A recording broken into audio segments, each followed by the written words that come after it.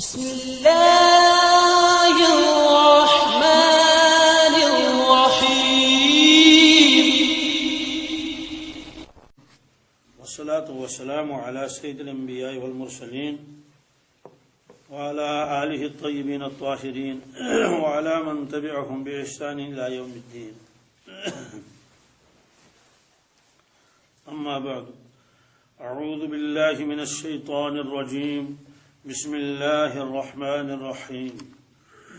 يا أيها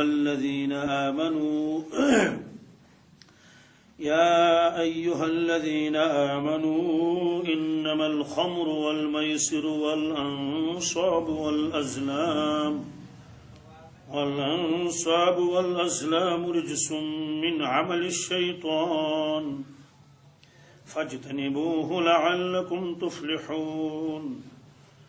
إنما يريد الشيطان أن يوقع بينكم العداوة والبغضاء في الخمر والميسر ويصدكم عن ذكر الله وعن الصلاة فهل أنتم منتهون. صدق الله المولانا العظيم. یہ سورہ مائدہ کی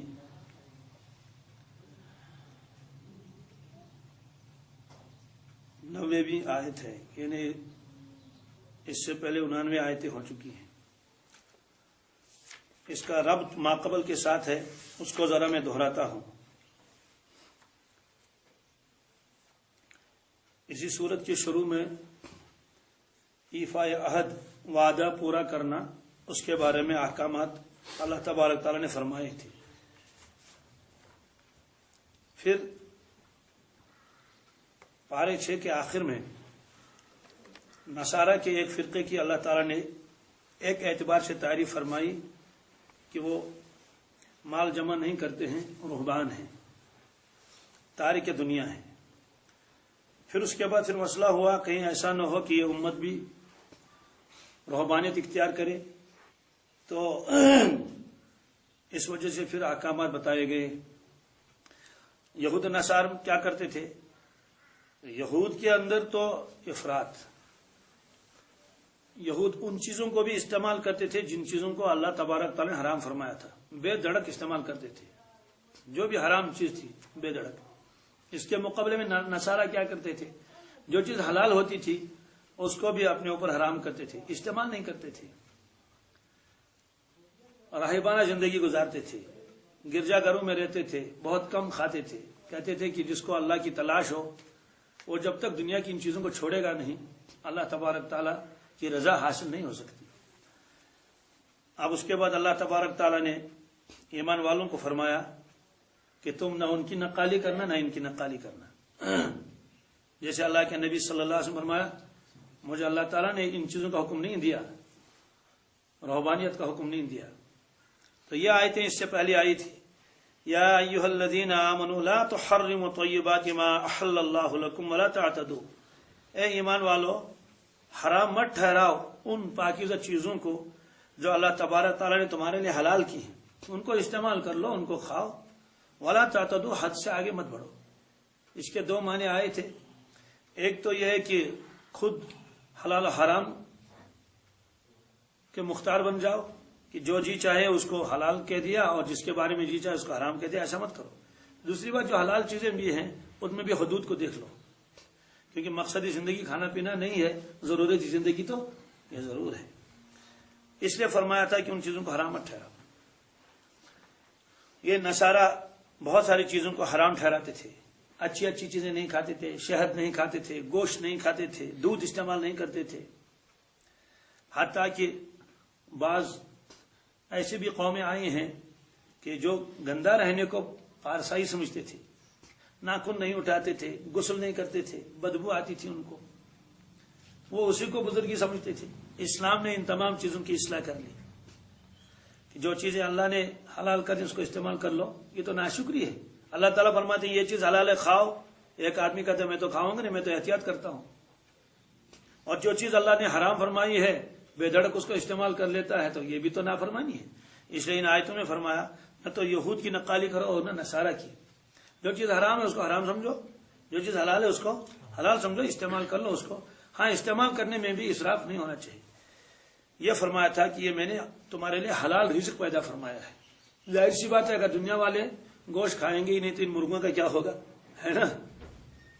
اسی طرح سے اگر اور نعمتیں استعمال نہیں کریں گے، یہ پھل فروٹ اتنے ہیں، ہر آدمی یہی کرے گا تو یہ پھل فروٹ تو سڑ جائیں گے. اللہ تعالیٰ منائے کیوں یہ؟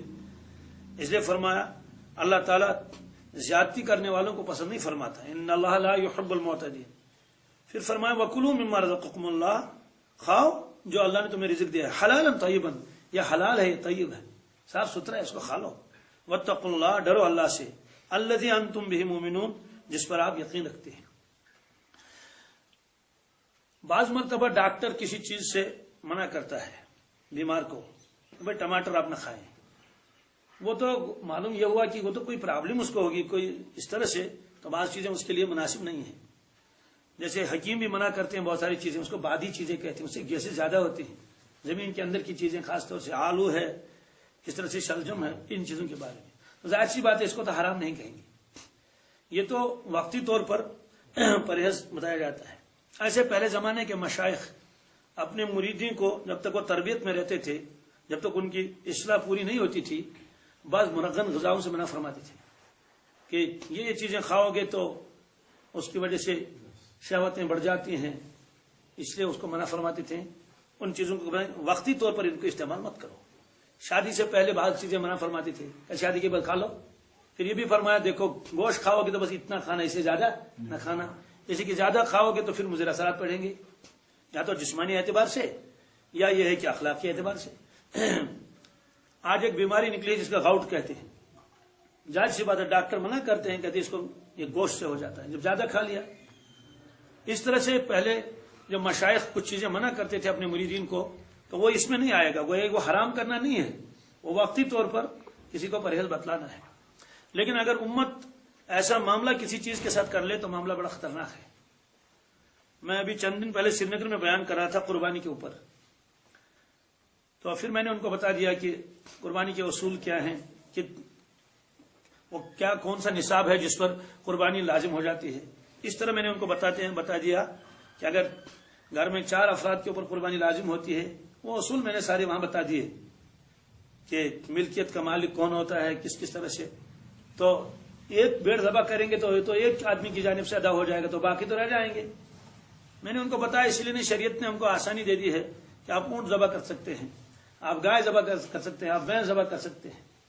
پھر میں ان کو بتایا لیکن سری نگر والے تو ذبح ہی نہیں کرتے ہیں، بلکہ ایسا معاملہ انہوں نے اس بڑے گوشت کے ساتھ کیا جس کو ہم اپنی زبان بڑا گوشت کہتے ہیں، گائے کا گوشت، بھینس کا گوشت. کہ اللہ تعالیٰ بچائے، گویا کہ اگر کوئی آدمی کہیں دعوت میں جائے گا سری نگر والا، تو اگر اس کو معلوم ہو جائے کہ انہوں نے تو گائے ذبح کی ہے، شاید وہ اندر نہیں جائے گا، وہ گیٹ سے واپس آئے گا. گویا کہ بالکل کراہت کا تصور ان کے ذہنوں میں آ چکا ہے. خاص طور سے جو نئی پود ہے وہ یہ سمجھتے ہیں کہ یہ گائے تو گاؤں والے کھاتے ہیں.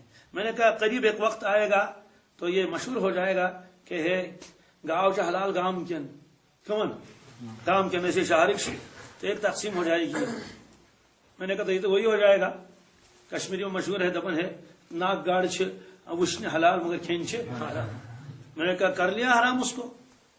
برحال تو ضمن آگے یہ بھی ایک مسئلہ ہے کشمیر میں، ناک گاڑ چاہ حلال تو حرام بالکل حلال ہیں 100%. کسی کو شک شبہ ہو پہلے مجھ کو کھلاؤ تاکہ آپ کے سامنے میں کھا لوں. وہ اصل ہوا کیا، جب مغل بادشاہ یہاں آتے تھے تو انہوں نے جگہ جگہ جو اپنے لیے وہ رہائشی مکانات اور باغات وغیرہ بنائے تھے، یہ شالیمار ہے اور نشاط اور کیا کیا یہ، تو ان میں انہوں نے بڑے بڑے حوض بنائے تھے، تو کہیں چشمے بھی تھے. تو اس میں انہوں نے وہ پالا تھا کن کو، مچھلیوں کو. اب یہ کشمیری لوگ جو ہے یہ چپکے جاتے تھے اور وہاں سے مچھلیاں پکڑ کے لاتے تھے مفت کی ہی ایسی. تو انہوں نے وہاں ملازمین کو رکھا تھا کہ جو یہاں چوری کرے گا اس کو پکڑ کے لاؤ. تو اس کو حوالات بھرتے تھے، اس کو زدوکوب کرتے تھے، پٹائی کرتے تھے، تم کیوں آپ نے یہاں سے مچھلیاں پکڑ لی.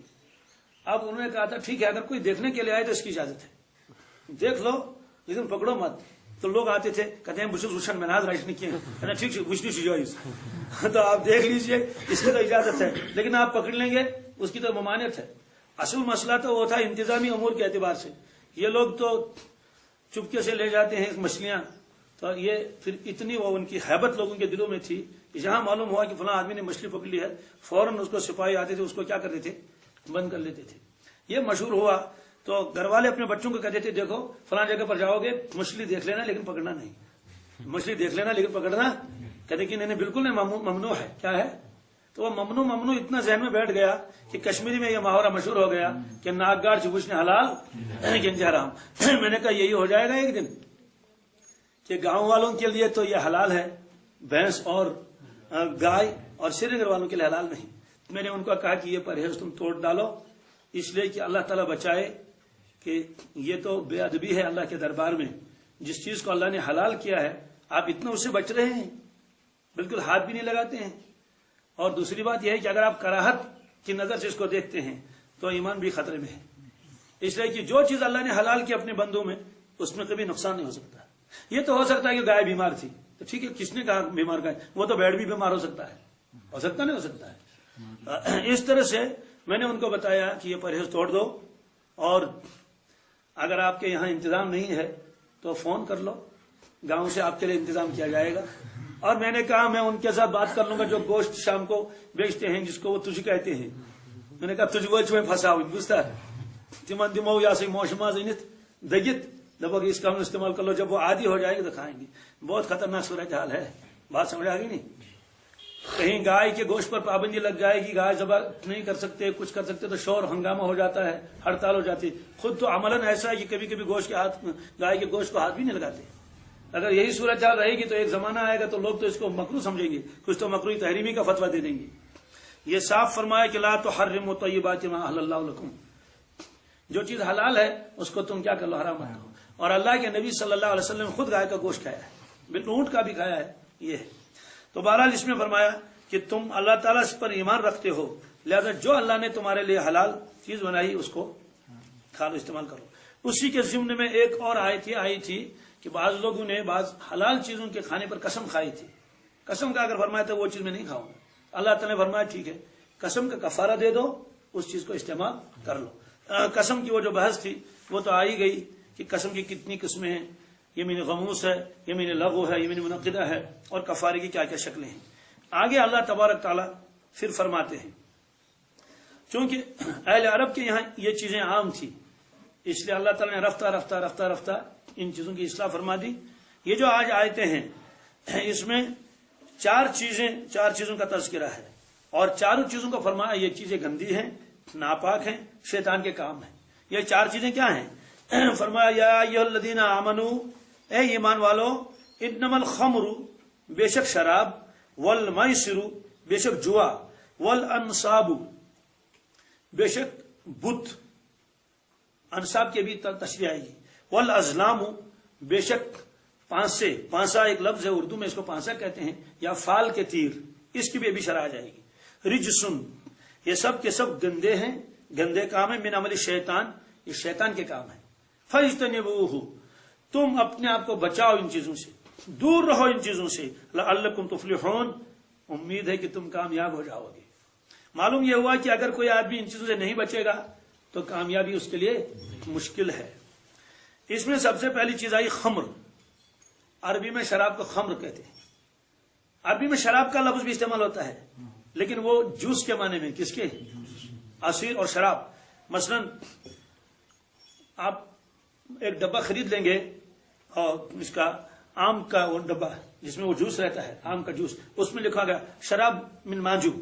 मांजू वो कहते हैं मैंगो को, मांजू भी कहते हैं उसको, अम्बज भी कहते हैं। असल लफ्ज अम्बज है लेकिन वो मैंगो को मांजू पढ़ते हैं।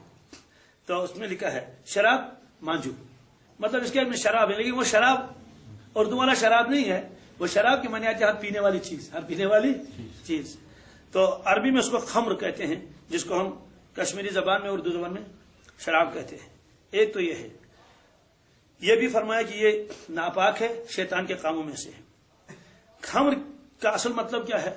खम्र का असल मतलब है किसी चीज के ऊपर पर्दा डालना, किसी चीज को खमर शाही, फलां आदमी ने फलां चीज के ऊपर पर्दा डाल दिया। तो खमर को खमर इसलिए कहते हैं कि जब कोई आदमी ये पी लेता है तो गोया उसके अक्ल के ऊपर एक पर्दा पड़ गया, اس کی عقل کے اوپر کیا پڑ گیا؟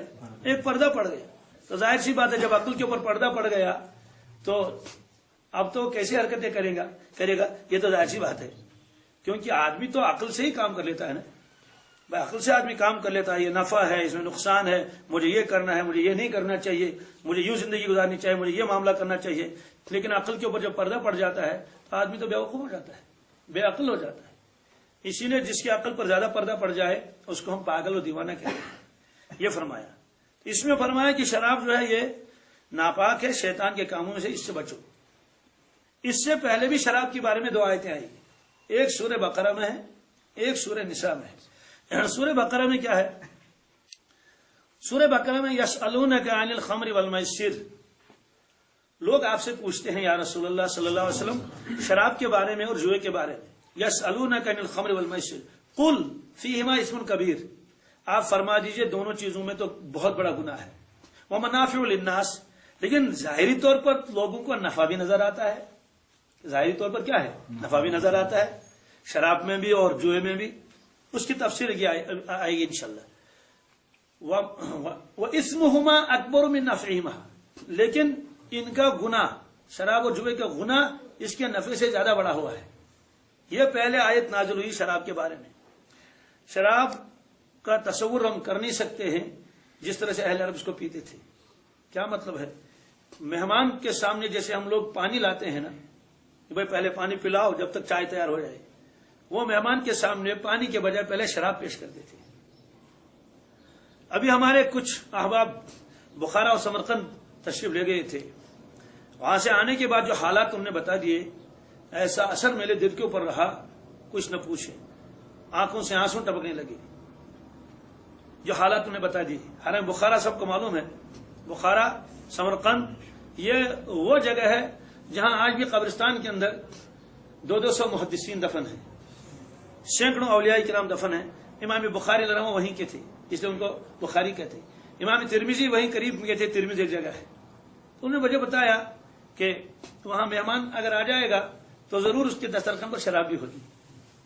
ان کو یہ ذہن میں بھی نہیں ہے کہ یہ حرام ہے. بہت واقعات اس نے بتا دیے کہ ایک کاؤنٹر پر ہم گئے، وہاں ایک لڑکی تھی، ایسی کوئی پردہ نہیں، کچھ بھی نہیں، ایک شرٹ پہنی ہوئی چھوٹی سی اور پورا ٹراؤزر بھی نہیں ہے، یہاں گھٹنوں سے کچھ اوپر تک وہ کپڑا پہنا. تو اس نے ہم سے پوچھا کہ آپ لوگ کہاں سے آئے ہیں؟ ہم نے کہا ہم انڈیا سے آئے. ضمن اس نے کہا کہ سنا کہ وہاں بہت ظلم کرتے ہیں آپ عورتوں پر. تو ان مولانا نے کہا، یہ فارسی جانتے ہیں جن کا میں حوالہ دے رہا ہوں، انہوں نے کہا کہ نہیں، کیسا ظلم؟ آپ ان کو کہتے ہیں کہ سر کے اوپر سکارف رکھ دو. تو مولانا نے کہا کہ یہ ظلم نہیں ہے، یہ تو ہمارے نبی کا حکم ہے. انہوں نے کہا کون سا نبی؟ یعنی مسلمان لڑکی پوچھتی ہے، اس کا یہ بھی معلوم ہے. میں نے کہا محمد جانتے ہو اس کو؟ اس نے کہا نہیں. تو مولانا نے کہا، میں نے اس کے ساتھ کہا صلی اللہ علیہ وسلم. اس نے کہا میں نے صلی اللہ علیہ وسلم سنا ہے. اس طرح جو حالات اس نے بتا دیے، اللہ اکبر. کہ ہوٹل میں آدمی جائے گا، یہ کوئی عیب نہیں ہے، اس سے کہتے ہیں کہ لڑکی چاہیے یا نہیں چاہیے، کتنی عمر کی چاہیے. یہ حالات جو اس نے بتا دیے. پھر انہیں خود کہا کہ ہم امام بخاری رحمہ کے قبر شریف پر گئے، سوائے رونے کے اور کوئی کام نہیں کیا. اتنا روئے کہ اللہ کیا اس سرزمین پر ایسے ایسے سورج اور چاند پیدا ہوئے ہیں، آج یہ حال ہے. تو ہم نے بچوں کو پکڑ لیا، بہت سارے بچوں کو، ان کو پکڑ ان کو بتا کلمہ سناؤ. انہیں کلمہ کیا ہوتا ہے کچھ پتا نہیں، کلمہ کیا ہوتا ہے. پھر ایک امام صاحب کو دیکھا، ویسے بیچارہ جیسے پینٹ شرٹ پہنا ہوا ہے، بالکل داڑھی منڈا ہوا ہے، صرف وہ محراب میں وہ رکھا ہوا ہے، پگڑی وہ لگا لی اور ایک جبہ سا نماز پڑھائی. ہم نے اسے کہا داڑھی وغیرہ کے بارے میں اس نے یوں کیا کہ یہ چیزیں ہم بتوں نے ممنوع. ہم نے اسے کہا کہ ایک دو صورتیں آپ کو کیسی یاد ہیں؟ وہاں بیان پر بھی پابندی اب بھی ہے، بیان نہیں کر سکتے. پھر کیا کرتے ہیں؟ جمعہ کے دن کچھ افراد آتے ہیں، جمعہ کے دن کچھ افراد آتے ہیں تو وہ قرآن پاک کو یوں رکھتا اپنے ہاتھ میں، ترجمہ بھی نہیں کر سکتا. جیسے میں نے یہاں آیت پڑھ لی، بس آیت پڑھ لی، کوئی ترجمہ ورجمہ نہیں، بس یہ ہے، اتنا تعلق ہے. تو انہوں نے کہا کہ میرے والد صاحب مجھ کو کمرے میں بٹھاتے تھے عشاء کے بعد دیر سے، پھر کھڑکیوں کے پردے سے پردہ لگاتے تھے تو دھیمی دھیمی آواز میں مجھ کو یہ صورتیں یاد کراتے تھے. تو بہرحال یہ ہے کہ تصور میں بھی نہیں کہ یہ بھی کوئی حرام چیز ہے شراب. برا مجھے سارے واقعات نہیں بتانے ہیں، یہ واقعات اگر پڑھنے بھی ہوں تو حضرت مفتی صاحب نے جو کتاب لکھی ہے اندلس میں چند روز، کیا اندلس میں چند روز، حضرت مفتی تقیہ عثمانی اس کتاب کو پڑھ کر شاید ہی کوئی آدمی ہوگا جو نہ روئے، بہت روئے گا، کہ انہوں نے سب حالات لکھ دیے ہیں کہ پہلے کیا تھا اندلس اور اب کیا ہے۔ مولانا مجھے یہ ساری تفصیل نہیں بتانی ہے۔ تو اہل عرب کے یہاں شراب ایک ایسی چیز ہے جیسے ہم لوگوں کو پانی پلاتے ہیں، چائے پلاتے ہیں، چائے کے بغیر تو ہو نہیں سکتا۔ اب انہی حالات میں جب اسلام آیا تو ایسی مرغوب چیز جس کے وہ عادی ہوں ایک ساتھ اگر چھڑایا جائے تو کتنا مشکل ہو جائے گا۔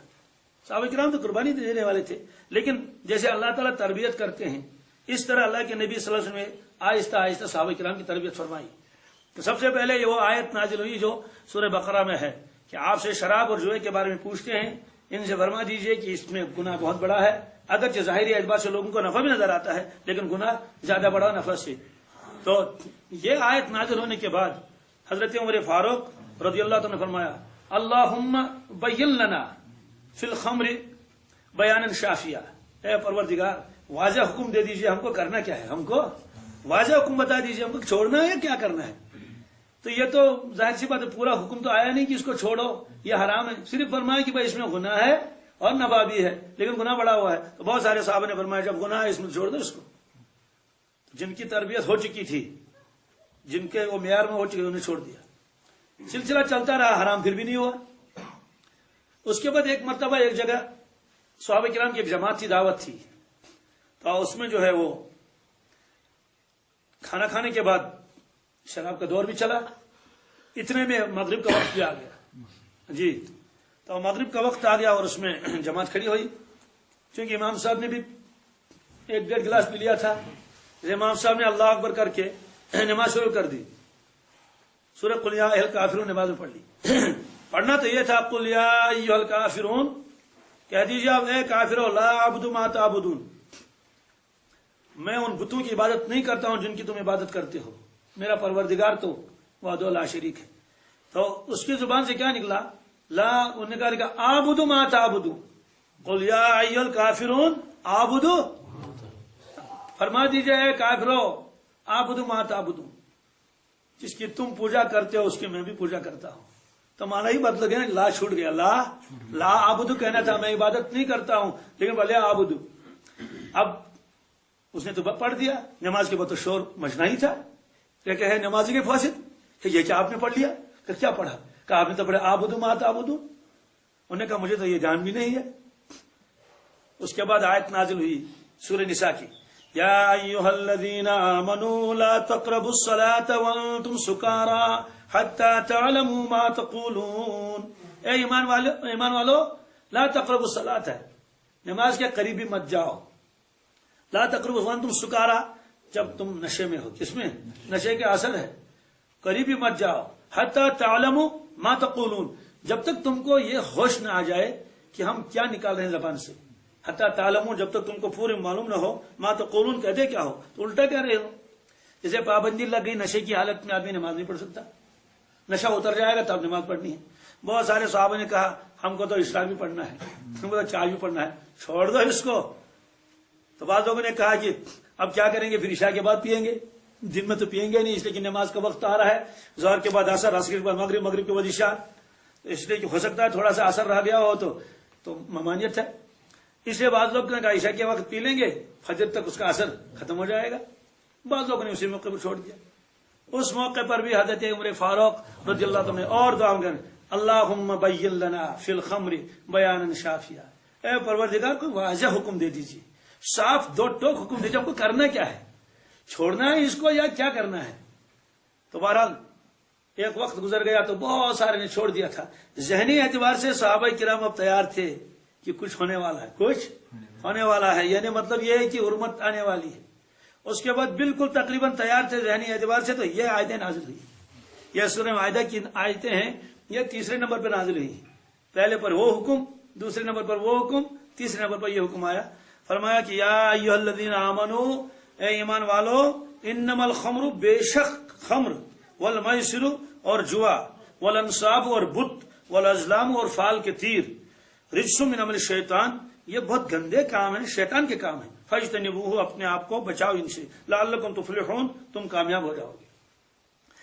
آگے آیت آئے گی کہ شیطان یہ چاہتا ہے کہ شراب اور جوئے کی وجہ سے تم کو یاد الہی سے غافل کر دے، اس میں صرف 2 چیزوں کا تذکرہ ہے، یہاں تو 4 کا تذکرہ ہے. یہاں تو خمر، میسر، انصاب اور ازلام.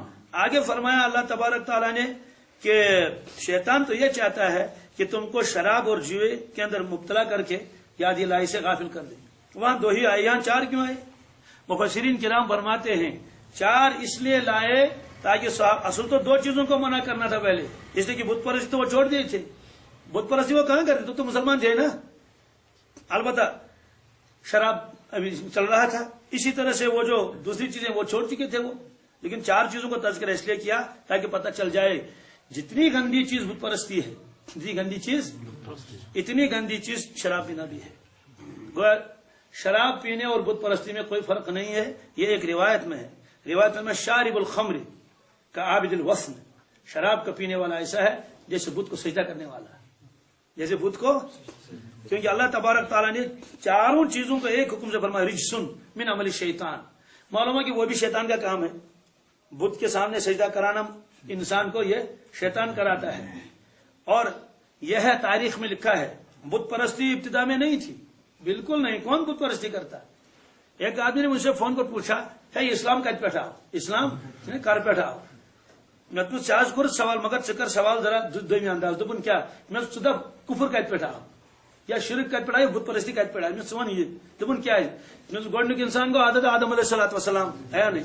میں نے کہا وہ نبی نہیں تھے کیا؟ یعنی ہاں سے نبی ہو. میں نے کہا ان کی اولاد کیا مسلمان نہیں تھے؟ انہوں نے کہا وہ بھی مسلمان تھے. میں نے کہا کہ ابتدا جو ہوئی ہے کائنات کی جس میں انسان آیا ہے وہ اسلام سے ہوئی ہے کفر سے ہوئی ہے؟ تو اسلام سے ہوئی ہے نا. تو آگے جا کر بعد میں جو ہے یہ رفتہ رفتہ کفر آ گیا ہے. اور شیطان بھی کیا چالاک ہے، کیا کام کیا اس نے. اسی لیے اسلام نے بہت ساری چیزوں کے ابتدائی مرحلوں میں بھی اس میں پابندی لگا دی، جیسے فوٹو تصویر وغیرہ ہے نا. وہ ہوتا کیا تھا جب ان میں کوئی نیک آدمی مر جاتا تھا تو اس کے شکل کا وہ ایک مجسمہ بناتے تھے. شکل کا مجسمہ، جب کوئی بزرگ گزر گیا ایک مجسمہ بنایا کہ یہ یادگار ہے اس کی، چونکہ وہ موجود بھی رہتا تھا، کیونکہ چوری کا بھی خطرہ نہیں رہتا تھا، مٹنے کا بھی خطرہ نہیں رہتا تھا. تو وہ بناتے تھے اس کا پتھر کا، تو بالکل اسی جیسا بناتے تھے. جیسے آپ نے میوزیم میں دیکھا ہوگا پرانے زمانے کے لوگوں کی شکلیں بنائی ہوئی ہے، کوئی یہ کشمیری تو بنائے کشمیری شکل، یہ فلاں پنجابی تو پنجابی شکل، اس طرح کی. لیکن سب کو معلوم تھا کہ یہ کوئی معبود نہیں ہے، یہ تو صرف فلاں بزرگ کی شکل میں بنائی ہے. تو یہ کرتے کرتے جب کئی بزرگ وفات پا گئے تو ان کے نام کی انہوں نے مورتیں بنائی. اس کا بیان قرآن پاک میں بھی ہے. وَقَالُوا لَا تَذَرُنَّ آلِهَتَكُمْ وَلَا تَذَرُنَّ وَدًّا وَلَا سُوَاعًا وَلَا يَغُوثَ وَيَعُوقَ وَنَسْرًا. دیکھو باقی کو اگر چھوڑو گے لیکن 5 معبودوں کا نہ چھوڑنا. اصل وہ 5 بت تھے، وہ تھے اصل میں پرانے زمانے کے بزرگ، تو انہی کی شکل پر انہوں نے اس کو بنایا تھا. تو جو ان کی عبادت خانے تھے مساجد، تو شیطان نے کہا ان کو کہ تم لوگ مسجدوں میں آتے ہو تو ان کو مسجد کے قریب رکھ لو تاکہ آتے جاتے ان کی یاد آ جائے گی اور آپ کہیں گے دیکھیے کتنے اچھے لوگ تھے، ہم کو بھی ایسی زندگی گزارنی چاہیے. یہ کرتے کرتے کرتے کرتے ان کو مسجد میں پہنچا دیا، پچھلے صفحے میں کس میں. اس کے بعد اور ترقی کرتے کرتے ان کو سامنے والے صفحے میں لگا دیا. چونکہ نئی نئی جو تھے نئے نئے پود جنریشن اس کو آج کل کہتے ہیں، تو انہوں نے دیکھا تو بڑی تعظیم ہو رہی ہے ان کی. گردہ چڑھا ہوا ہے تو تھوڑا سا اس کے اوپر جو ہے وہ صاف بھی کر لیا اور تھوڑا احترام بھی کر لیتے ہیں. تو جو نئے لوگ آئے انہیں احترام میں ذرا سا اور وہ کر لیا، زیادتی کر لی. اور یہاں تک کرتے کرتے کرتے کرتے تو کچھ عبادت تو اللہ کے لیے ہوتی تھی، کچھ عبادت ان کے لیے ہوتی تھی. سلسلہ یہاں تک چلا. اللہ کی عبادت کے بعد مستقل ان کی عبادت ہونے لگی. بت پرستی کی ابتدا یہاں سے ہوئی. یہ تاریخی کتابوں میں لکھا ہے. حضرت مولانا ابو الحسن علی ندوی علیہ الرحمہ نے جہاں قصص النبیین عربی میں کتاب لکھی ہے اور اتنی مقبول کتاب ہے، سعودیہ میں وہ داخل نصاب ہے. کس میں؟ عربی میں ہے قصص النبیین. انہوں نے خود لکھا ہے اس کے شروع میں کہ مجھے حیرت ہوتی ہے کہ لوگ اپنے بچوں کو بلی اور چوہے کی کہانی سناتے ہیں، کیوں نہ اس کے بدلے میں انبیاء علیہ الصلوۃ والسلام کے سچے واقعات ان کو بتا دیے جائیں. یہ انہوں نے لکھا ہے. ہوتا ہے نا یہ تھرسٹی کرو ہے، گریڈی ڈاگ ہے، وہ تو یہی ہے نا. انہوں نے کہا تھرسٹی کرو کے بدلے میں کیوں نہ نوح علیہ السلام کا واقعہ بتا دیں. تو اس بنیاد پر انہوں نے کتاب لکھ دی اور ایسی مقبول ہوئی. یہ معمولی بات نہیں کہ عجم کا آدمی، عجم کا اور عرب کے اندر جو پڑھائی جاتی ہے وہاں عربی اسکولوں میں وغیرہ میں کالجوں میں، تو انہوں نے اس کتاب کو وہاں داخل نصاب کے نصاب نے سلیبس کے اندر داخل کر لیا. اسے وہ پڑھ رہے ہیں اس کو. تو مولا علی میاں تو بہت زبردست اونچے آدمی تھے، عربی میں ہو، یہاں بھی پڑھائی جاتی ہے بعض مدرسوں میں. تو یہ تاریخ کا واقعہ انہوں نے اس میں لکھا ہے کہ اس طرح سے ابتدا ہوئی. تو بہرحال اس میں فرمایا کہ شراب پینے والا بالکل ایسا ہے جیسے عابد وثن، بت کو سجدہ کرنے والا. اس لیے خمر کو منع کیا گیا، آگے بھی آئے گا. خمر سے کیا ہوتا ہے وہ آگے آئے گا، اس میں کیا کیا خرابیاں ہیں. خرابیاں یہی سب کو معلوم ہے. شراب پینے کے بعد آدمی کے ہوش اڑ جاتے ہیں، ایسی حرکتیں کرتا ہے جو نہیں کرنی چاہیے، بدن ڈھیلا ڈالا ہوتا ہے اور بہت سست آدمی بن جاتا ہے. وہ اندر اندر سے خرابیاں بھی ہوتی ہے. بظاہر تو بالکل موٹا تازہ لگتا ہے لیکن حقیقت سے آسن کی. اور شرابی جو ہے نا، اگر اس کے سامنے کوئی زور سے بات کر لے گا، ویسے تو بہت زور سے وہ چیخے گا چلائے گا لیکن گھبراتا بہت ہے، کیونکہ اس کا قلب کمزور ہو جاتا ہے، اس کا دل کمزور ہو جاتا ہے. پھر جب شراب نہیں ملتی ہے تو اگر پیسے ہیں تو اڑا دے گا، نہیں ہے تو کہیں چوری کر لے گا، کہیں اور ڈاکہ ڈالے گا. اور بہت سارے شرابیوں نے اپنی بیوی کا زیور بیچ دیا. بیوی کا زیور جی تم ہٹا دے مکلو سو کیا کرو. تو اس لیے گھر بار ان کے تباہ و برباد ہو گئے، نہ دنیا کا رہا نہ دین کا رہا. یہ ساری خرابیاں آئی خمر کی وجہ سے. والمیسر اور جوا. میسر کو میسر کیوں کہتے ہیں؟ اصل میں یہ نکلا یسر سے. کس سے؟ یسر میں نے آسانی. یسر میں نے فإن مع العسر یسرا ان مع العسر یسرا. کیونکہ جب آدمی جوا کھیلتا ہے تو آسانی سے بہت سارا مال ہاتھ آتا ہے، اگرچہ کبھی تو ادھر سے دینا پڑتا ہے. لیکن جواری کو اس وقت ہارنے کا تصور نہیں ہوتا ہے، تو صرف جیتنے کی طرف اس کا ذہن جاتا ہے. آج تک کوئی بھی جواری جو جوا کھیلتا ہو وہ اس نیت سے جاتا ہی نہیں کہ میں ہاروں گا. وہ جب بھی جائے گا آج تو ضرور جیتنا ہے، آج تو ضرور. بلکہ کبھی کبھی وہ بیوقوف نیاز بھی ڈالنے جاتا ہے. جیسے ایک چور چوری کرنے کے لیے جاتا تھا تو ان برتراو کا بھی نیاز کا دوں تاکہ ان کے ہوشیار کا سن. تو وہ بیوقوف جو ہے وہ نیاز بھی ڈالتا ہے، کہتے کہ تاکہ آج میں جیت جاؤں. تو میسر کو میسر اس لیے کہتے ہیں اس میں آسانی کے ساتھ مال آدمی کے ہاتھ آ جاتا ہے. اب بظاہر تو آسانی کے ساتھ مال ہاتھ آ گیا لیکن اس سے کیا خرابی ہے. اللہ اکبر. جواری کبھی کوئی کام نہیں کرے گا، نہ دکانداری کرے گا نہ مزدوری کرے گا، کچھ بھی نہیں کرے گا. کیوں؟ اس کی لت پڑ جاتی ہے، عادت پڑ جاتی ہے. کیونکہ کبھی بہت سارے پیسے ایک دن میں کماتا، 50,000 60,000 لاکھ. جو بڑے بڑے جواری ہوتے ہیں نا وہ بہت کماتے ہیں، اس لیے اس کو تو مفت کی دولت ہے. اب وہ کیوں مغز ماری کرے گا، دکانداری کرے گا اور محنت کرے گا؟ کیا ضرورت ہے؟ ہوتا کیا ہے، یہ دولت جو ہے گھومتی رہتی ہے. اس کی دولت ادھر آئی، میری دولت ادھر گئی، اتنی ہی دولت. نتیجہ نکلتا ہے کہ ملک کے اندر مالی بحران آ جاتا ہے، پیسے ہوتے ہی نہیں ہیں، سب ادھر کے ادھر گئے، ادھر کے ادھر گئے. اس سے شریعت نے فرمایا یہ حرام ہے. چونکہ اس کے بعد اس کو ایک لت پڑی رہتی ہے کہ آج میں ضرور جیتوں گا، اس لیے وہ اپنی گائے بیچتا ہے اور اپنی گاڑی بیچتا ہے. یعنی گاڑی کو اس میں لگا دیتا ہے، چلو آج وہ گاڑی. میں نے واقعات بہت سنے ہیں، میرے ساتھ وہ باہر کے لڑکے پڑھتے تھے، وہ بتاتے تھے ہمارے یہاں جوا کس کس طرح کا ہوتا ہے. میں نے کہا کس کس طرح کا؟ کہا ایک شخص آیا گاڑی لے کر، بیوی گاڑی میں تھی. کس میں؟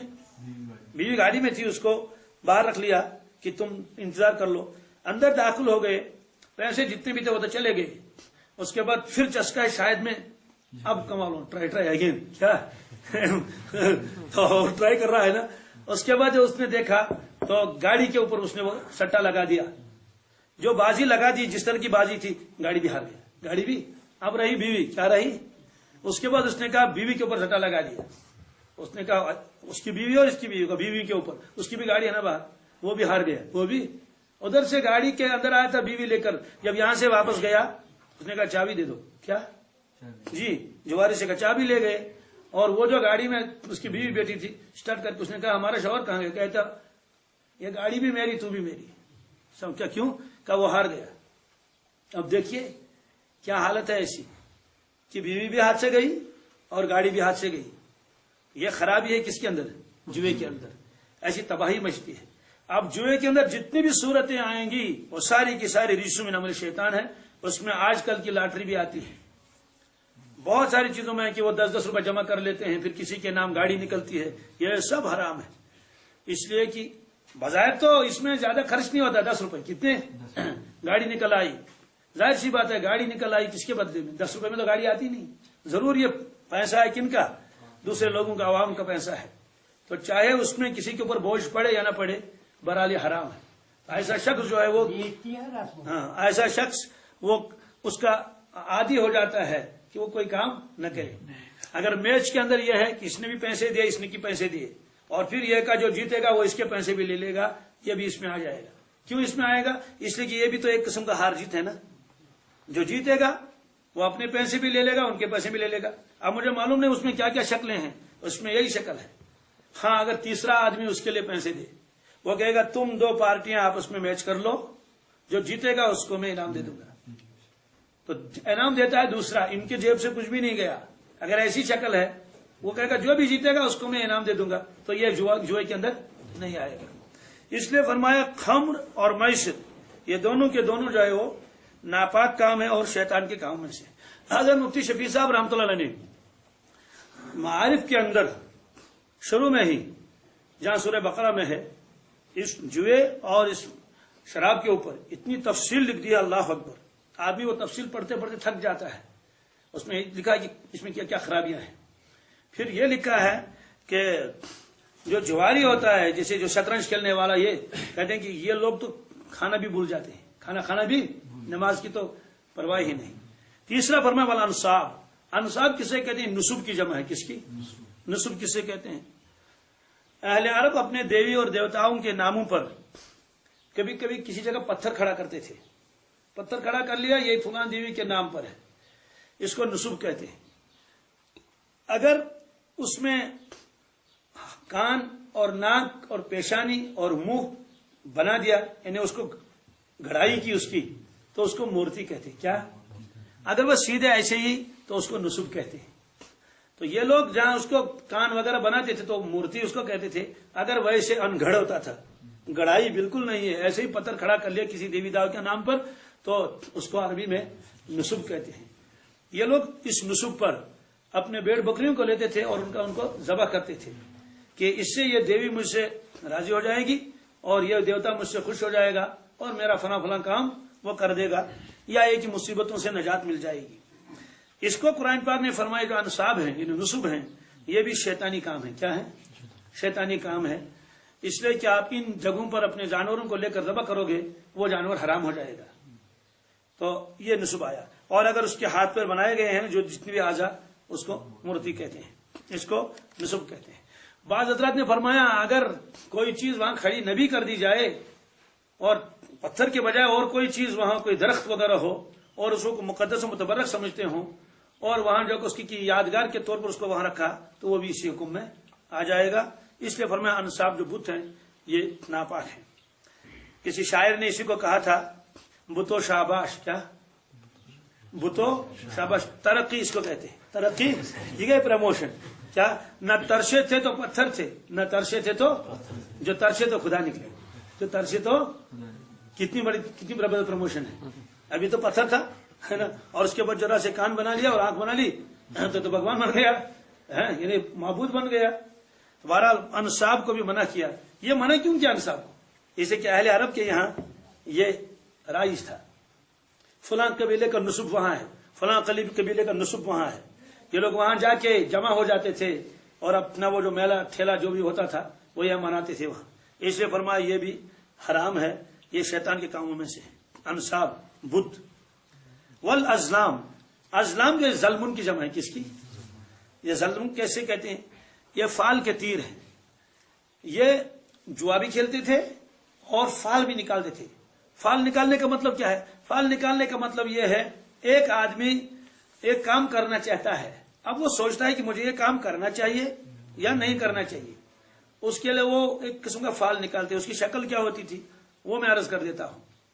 دونوں چیزیں اس میں آئیں گی۔ جوا کیسے کھیلتے تھے؟ اور تیروں سے، وہ تیر ہوتے تھے جیسے تیر شکار کرتے ہیں نا، اسی کی شکل ہوتی تھی۔ وہ ایسا تیر تو نہیں جسے شکار کیا جائے، وہ تو بہت تیز ہوتا تھا، بہت لمبا ہوتا تھا، لیکن ان کی شکل اسی سے ملتی جلتی تھی۔ اسے دو کام کرتے تھے۔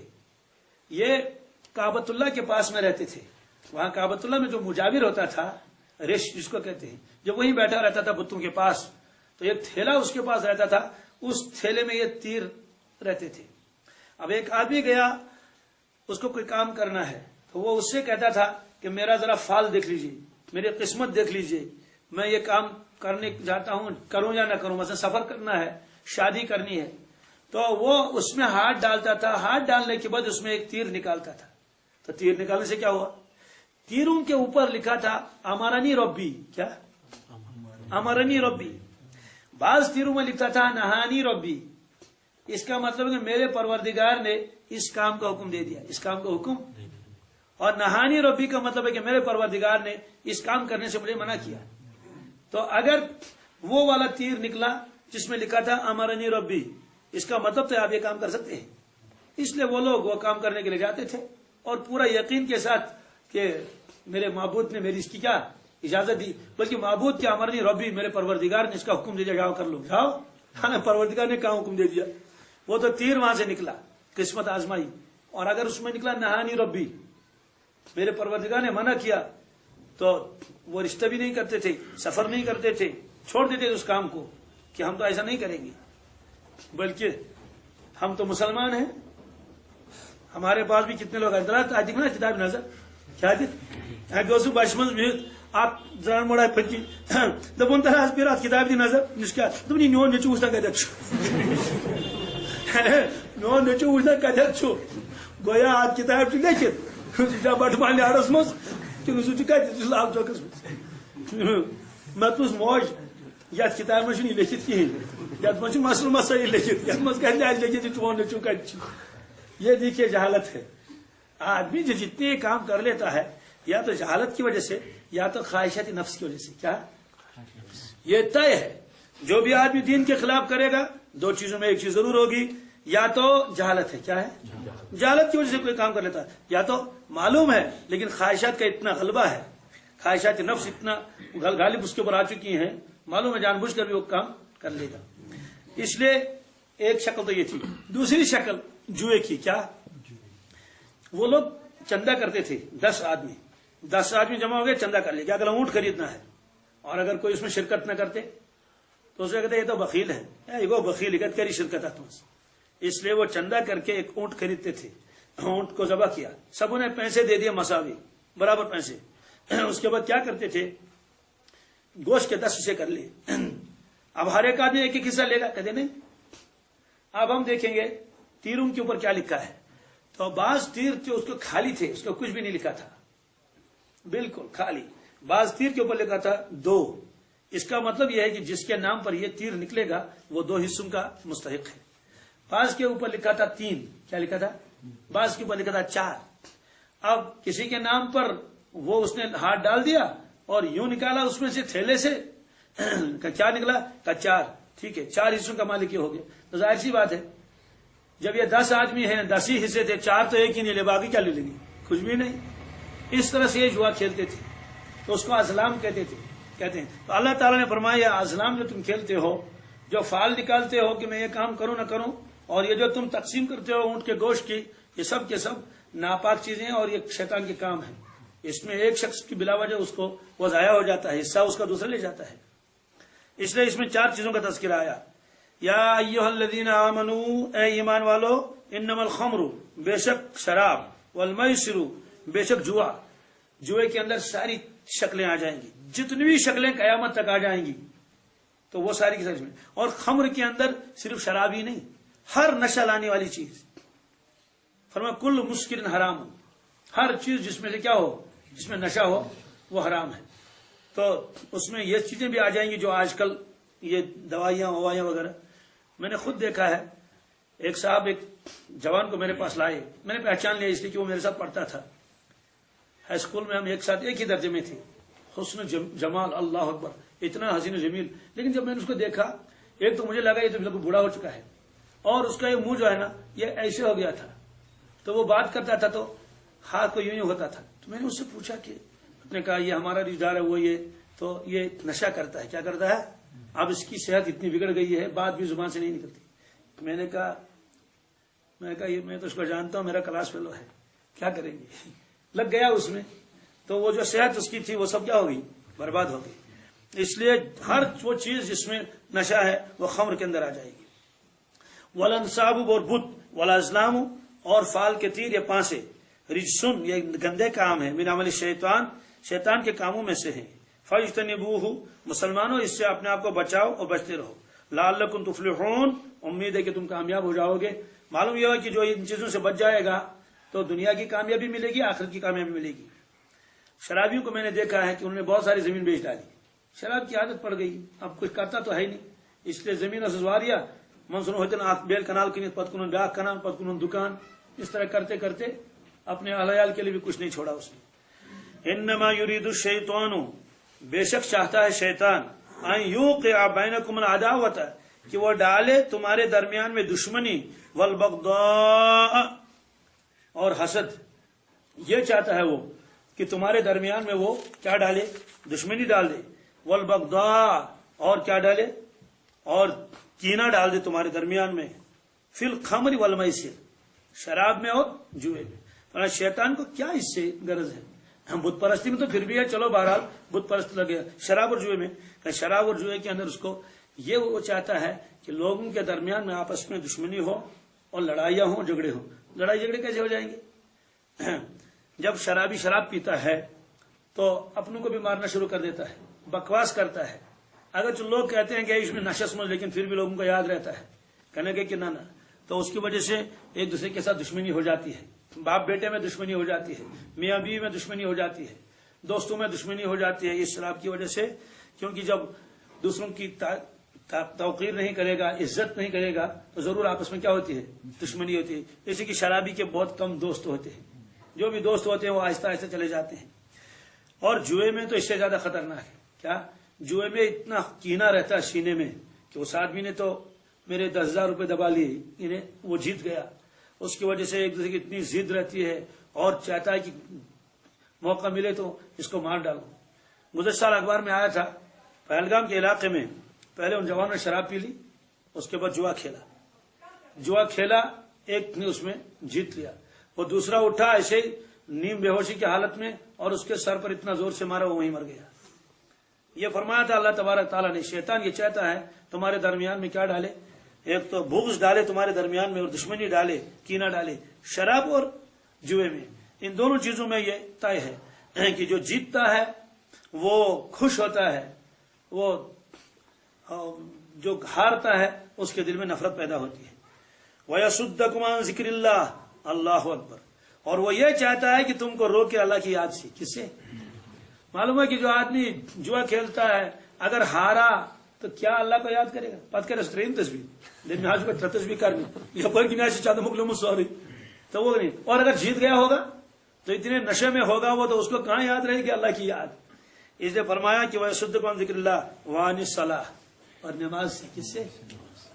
نماز تو خود ذکر اللہ ہے، لیکن اہتمام کی وجہ سے اس کو اللہ نے الگ بیان فرمایا کہ شیطان یہ چاہتا ہے تم کو ذکر اللہ سے باز رکھے اور نماز سے کیا رکھے، باز رکھے۔ شیطان تو یہی چاہتا ہے۔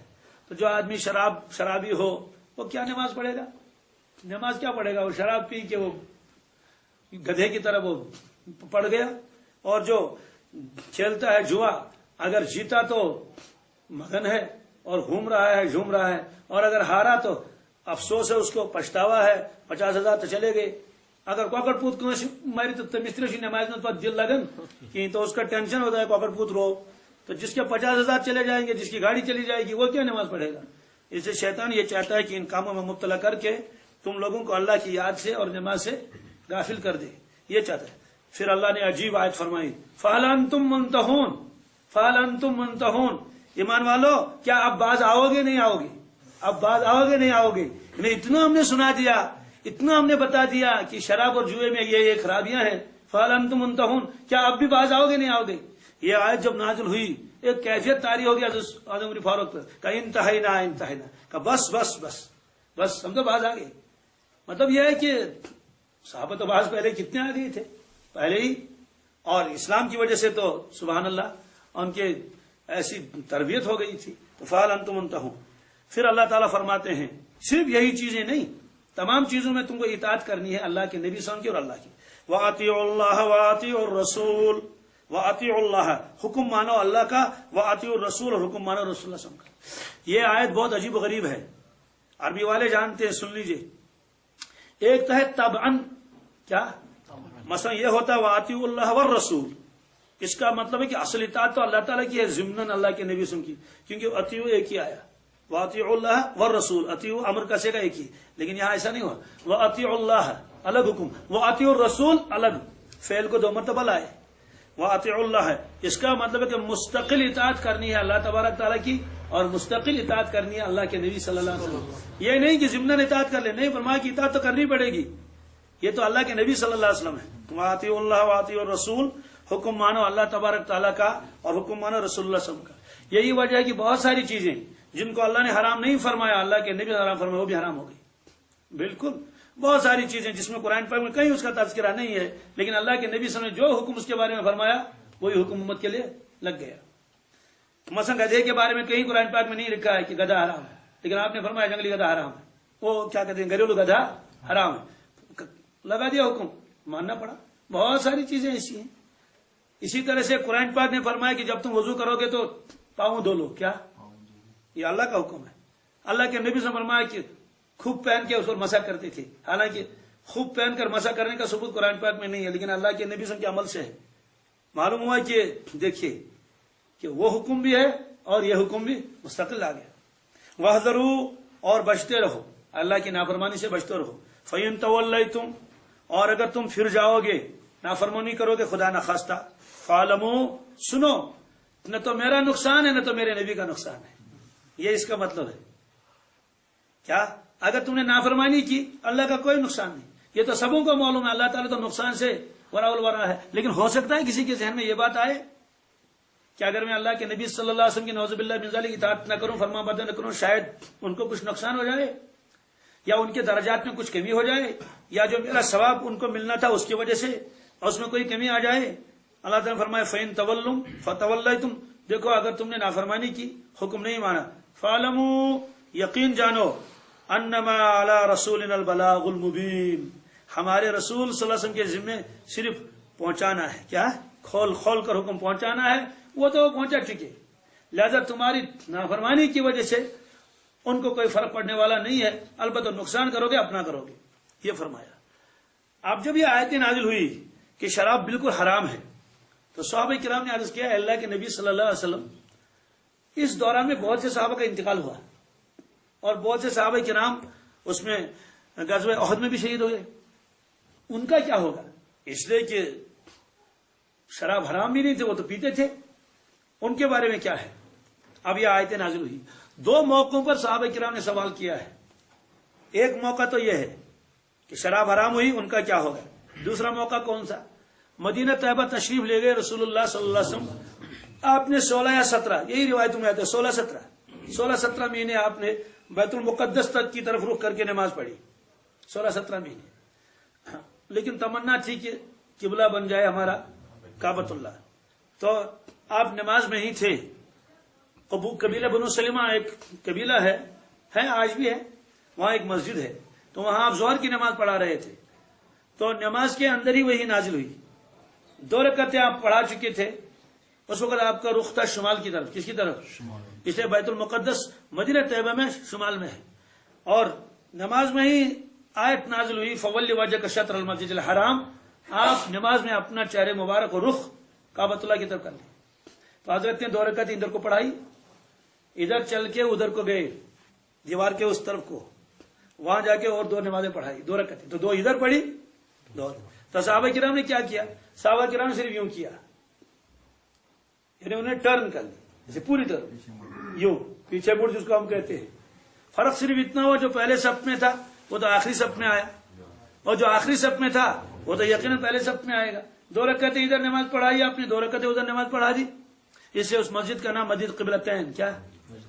جی بس وہی ایک مسجد قبلتین ہے. ورنہ تو مسجد نبوی میں بھی تو 2 طرف نماز ہوئی ہے، لیکن یہاں چونکہ ایک ہی نماز 2 رکعتیں ادھر 2 رکعتیں ادھر پڑھی گئی، اس نے مسجد قبلتین اس کو کہتے ہیں. آج بھی گئے حاجی لوگ جاتے ہیں مدینہ طیبہ، اللہ تعالیٰ ہم سب کو پہنچا دے تو دیکھ لیں گے اپنے آنکھوں سے ہی مسجد قبلتین ہے کہاں اور کس جگہ پہلے آپ نماز پڑھا رہے تھے، پھر کس طرف کو رخ کیا آپ نے. اس کے بعد یہود نے بہت شور مچایا جب قبلہ تبدیل ہوا جنوب کی طرف. تو کہنے لگے کہ مسلمان سے کہنے لگے کہ ہے یم تو آج تک تم نماز پڑھ تم کے دل جائے، یا خاص طور سے چلو تو یہی کیوں کیا قضا وضا کرت، مگر یم گزرے تمن کیا بن جو اس دوران وفات پا گئے تحویل قبلہ سے پہلے ان کی نمازوں کا کیا ہوگا. تو یہ اشکال کیا صحابہ کرام نے رسول اللہ صلی اللہ علیہ وسلم. اس پر آیتیں نازل ہوئی ان اللہ لا یضیع ایمانکم، اللہ تعالیٰ تمہارے ایمان کو کبھی ضائع نہیں کرے گا. جو نمازیں تم نے وہاں پڑھ لی تھی میرے حکم سے پڑھ لی تھی، میرے حکم، ابھی قبلے کے تحویل کا حکم نہیں آیا تھا، وہ سب نمازیں قبول ہیں، وہ تو میرے حکم سے ہوا تھا۔ ایک اس موقع پر صحابہ کرام کو اشکال پیدا ہو گیا تھا ان کا کیا ہوگا کہ ان کی نمازیں قبول ہیں یا نہیں۔ ایک یہ اشکال ہو گیا تھا کہ جو صحابہ کرام شراب حرام ہونے سے پہلے جن کا انتقال ہوا ان کے بارے میں کیا ہوگا، ان کے بارے میں کیا ہوگا، اس کا جواب اللہ تعالیٰ نے دے دیا۔ یہ صحابہ کرام نے سوال کیا، جواب آیا، کیا جواب ہے؟ لَيْسَ عَلَى الَّذِينَ آمَنُوا وَعَمِلُوا الصَّالِحَاتِ جُنَاحٌ، نہیں ہے ان لوگوں کے اوپر کوئی گناہ جنہوں نے ایمان قبول کیا، اعمال صالح کی، فِيمَا طَعِمُوا، جو اس سے پہلے وہ کھا چکے تھے، جس سے پہلے تو کھانے کی چیز تھی، کوئی پینے کی بھی چیز تھی، جو انہوں نے چکھا، جو انہیں کھا پی لیا۔ اذا متقوا، مگر کب؟ جب وہ متقی بنے۔ کیا بنے؟ یعنی اگر وہ زندہ ہے تو متقی بننا آگے، اگر ان کا انتقال ہوا ہے تو متقی تو تھے ہی، باقی چیزیں سب چھوڑ دی تھی۔ شراب اس لیے نہیں چھوڑی تھی، ابھی حکم ہی نہیں آیا تھا اس کی حرمت کا۔ وآمنوا، اور پھر ایمان لائے، وعملوا الصالحات، اور کیا کریں؟ اعمال صالح کریں، ثم اتقوا، پھر متقی بن جائے، پھر اللہ کا خوف ان کے دلوں میں آئے، وآمنوا، پھر ایمان لائیں، ثم اتقوا، پھر اللہ سے ڈرے، واحسنوا، اور نیک بنے، نیک کام کریں، واللہ یحب المحسنین، اللہ تعالیٰ احسان والوں کو، محسن والوں کو بہت پسند فرماتے ہیں۔ یہ آیت بہت عجیب و غریب ہے، اس کی تشریح انشاءاللہ آگے آئے گی۔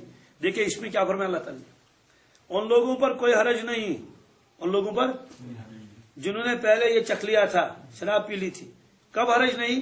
ایمان قبول کر لیا، اعمال صالح کیے، پھر فرمایا پھر متقی بنے، پھر ایمان لائے، پھر اعمال صالح کیے، پھر متقی بنے، پھر ایمان لائے، پھر متقی بنے۔